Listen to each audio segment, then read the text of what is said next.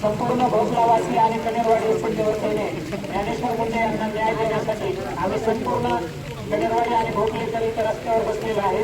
तरी आज प्रशासन आमच्या न्यायिक मागण्या ऐकण्यासाठी इथे येऊन बसले, पण 21 महिने झालं प्रशासन होतं कुठं? जर प्रशासनानं दखल घेतली असती तर त्या कुटुंबाला आणि आमच्या वडिलांना विष प्राशन करायची गरज पडली नसती.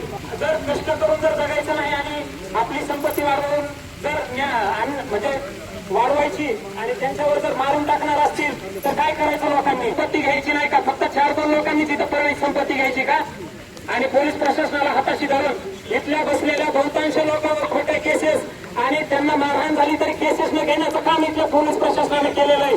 आणि त्याच्यात तरी ते पोलीस प्रशासन आणि त्यांच्या ज्या बदल्या केल्या त्या प्रशासनाचे सीडीआर काढून जी न्यायिक मागणी ज्ञानेश्वरीताईंनी आमच्या सर्वांची आहे त्या मागण्या पूर्ण कराव्यात. नाहीतर इथून पुढे हे आंदोलन तर बेमुदत चालतच राहणार आहे. पण प्रशासनानं जर आम्हाला अल्टिमेटम देऊन तरी त्यावेळेस जर आमच्या मागण्या पूर्ण झाल्या नाहीत तर येथून पुढचे आंदोलन तीव्र करण्यात येतील.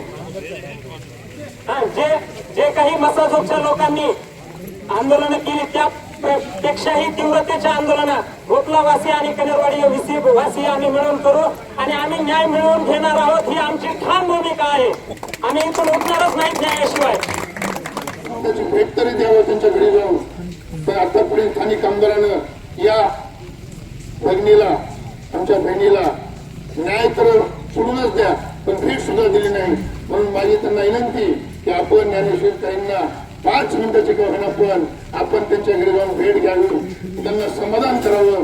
तपास कोणत्या दिशेने चाललाय, कोणत्या दिशेनं जाणार आहे किंवा तपास होणार आहे किंवा नाही होणार आहे, आरोपी अटक होणार आहेत का नाही होणार आहेत, त्यांना त्यांच्या तोंडातून त्यांच्या परिवाराला त्यांचे वडील असतील, आई असेल, सासरे असतील, भाऊ असतील, दीर असेल, सासू असेल, या सर्व लोकांना बोलून त्यांचं समाधान करावं, त्यांना भेट द्यावी. महाराष्ट्रात असं कधीही झालं नाही की 22 महिने होऊन स्थानिक आमदारांना भेट दिली नाही.